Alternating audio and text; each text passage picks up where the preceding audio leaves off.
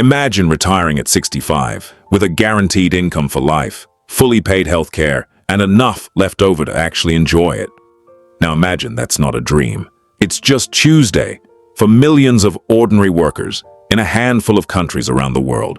Meanwhile, in America, half of people approaching retirement have less than $200,000 saved for the rest of their life.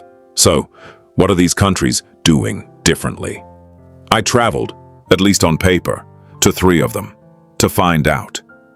And what I found will change how you think about your own retirement plan, starting today.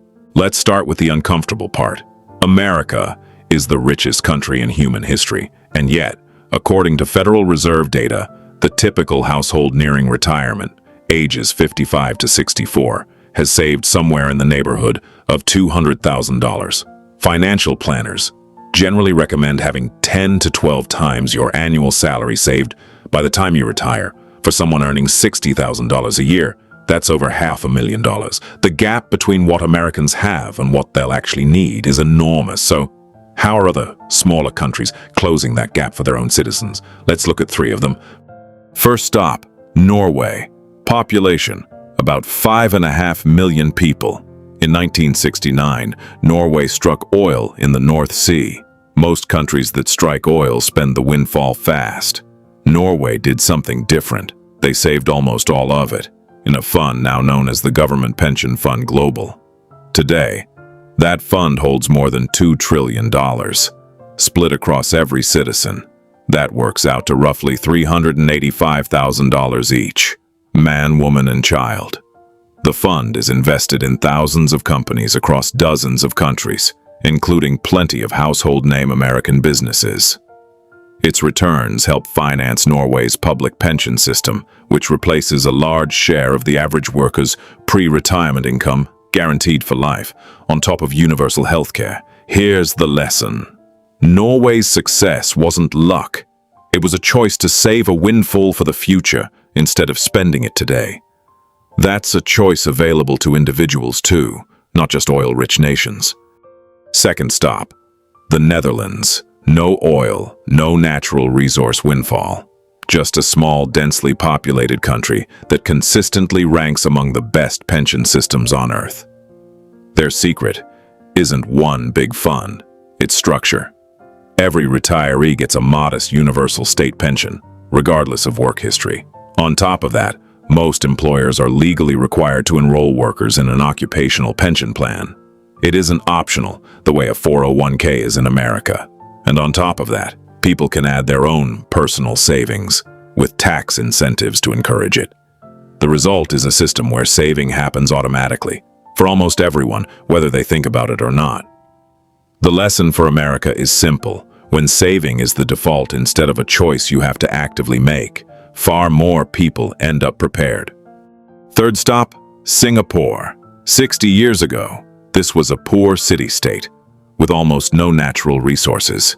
Today, it has one of the highest standards of living on Earth. Built partly on a mandatory savings system called the CPF, the Central Provident Fund. Every month, a significant chunk of a worker's paycheck, split between employee and employer, goes automatically into 3 separate accounts. One for housing, one for health care, and one specifically for retirement. Because part of that money can go toward a home, many Singaporeans reach retirement age owning their home outright and holding a real retirement balance, 2 of the biggest financial stress points for Americans, solved by the same automatic system. The lesson: when saving is mandatory and automatic, people build wealth almost without noticing. When it's optional, millions simply don't. So what ties these countries together? First, saving isn't optional. It's built into the system before spending ever happens. Second, risk is spread across the whole system, not dumped entirely on one individual's shoulders, the way a 401k does when the market crashes the year before you retire. Third, healthcare and retirement are separated.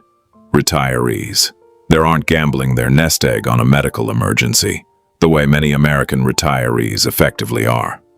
Now, these countries aren't perfect, and this isn't a political statement about which system America should adopt. But there are lessons you can apply personally, starting this week, regardless of what happens in Washington. Build your own version of Norway's fund, a separate investment account you contribute to, automatically and never touch. Make saving mandatory for yourself, the way the Netherlands makes it mandatory for workers.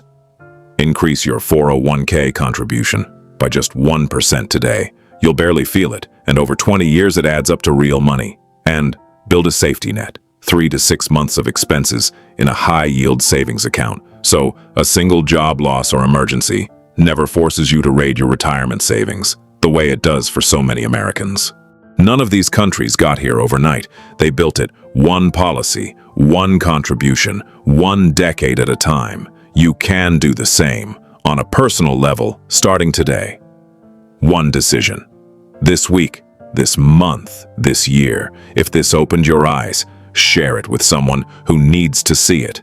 Subscribe for new videos every week, connecting the world's financial systems to your own money decisions, and I'll see you in the next one.